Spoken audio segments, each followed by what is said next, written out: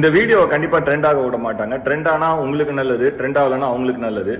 ஒரு chief minister இல்ல ஒரு மக்களால் தேர்ந்தெடுக்கப்படும் பிரதிநிதிக்கு குறைந்தபட்சம் படிப்பு தேவையா, குவாலிபிகேஷன் தேவையானா தேவையில்லை. இது நான் சொல்லல, கான்ஸ்டிடியூஷன் ஆஃப் இந்தியா கிளியரா சொல்லியிருக்காங்க.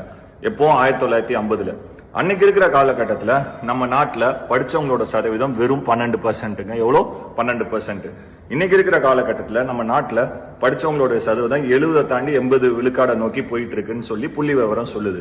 ஓகே, நீங்க எல்லாம் ஜென்சி, நீங்க எல்லாம் படிச்சிருக்கீங்கல்ல, பெரிய பெரிய படிப்பு எல்லாம் படிச்சிருக்கீங்கல்ல, அப்போ உங்களை ஆள்றவங்களும் குறைஞ்சபட்சமாவது ஒரு பட்டதாரியாவது இருக்கணும்ல. அதை தாங்க நான் சொல்றேன்.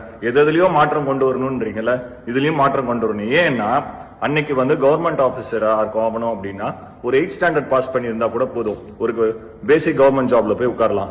இன்னைக்கு நீங்க ஒரு கவர்மெண்ட் ஆபீசர் ஆகணும்னா Group 1, Group 2, TNPC இந்த மாதிரி ஏகப்பட்ட எக்ஸாம்ஸ் இருக்கு. இதெல்லாம் கிளியர் பண்ணி இன்டர்வியூ செலெக்ஷன்லாம் முடிச்சதுக்கு அப்புறம் தான் கவர்மெண்ட் ஆபீசரா போய் உட்கார முடியும். சோ கவர்மெண்ட் ஆபீசரோட ஸ்டாண்டர்டு 8th ஸ்டாண்டர்ட்ல இருந்து இந்த லெவல் கொண்டு வந்து நிறுத்திருக்காங்க. மக்களால் தேர்ந்தெடுக்கப்படும் பிரதிநிதியோட ஸ்டாண்டர்ட் 1950லயே நிக்குது. புரிஞ்சிருக்கும்னு நினைக்கிறேன்.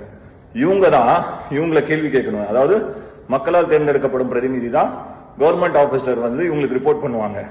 சோ இவங்களுக்கு ஒரு பேசிக் குவாலிபிகேஷனோ தகுதியோ இல்லைன்னா எப்படிங்க இவங்களை மதிப்பாங்க? எப்படிங்க இவங்கள கேள்வி கேட்க முடியும்? இவங்க ஈஸியா மாத்திட்டு போயிடுவாங்க. எதுலயும் மாற்றம் வேணும்ன்றீங்கள, கண்டிப்பா கல்வி தகுதியிலையும் திறமையிலையும் மக்களால் தேர்ந்தெடுக்கப்படும் பிரதிநிதிக்கு மாற்றம் அவசியம் வேணுங்க.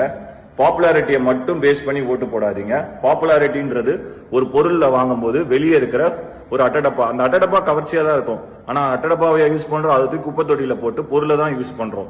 சோ அந்த பொருள் தரமாவும் குவாலிட்டியாவும் இருக்கணும். புரிஞ்சிருக்கும்னு நினைக்கிறேன். தயவு செஞ்சு பாப்புலாரிட்டி பேஸ் பண்ணி ஓட் போடாதீங்க.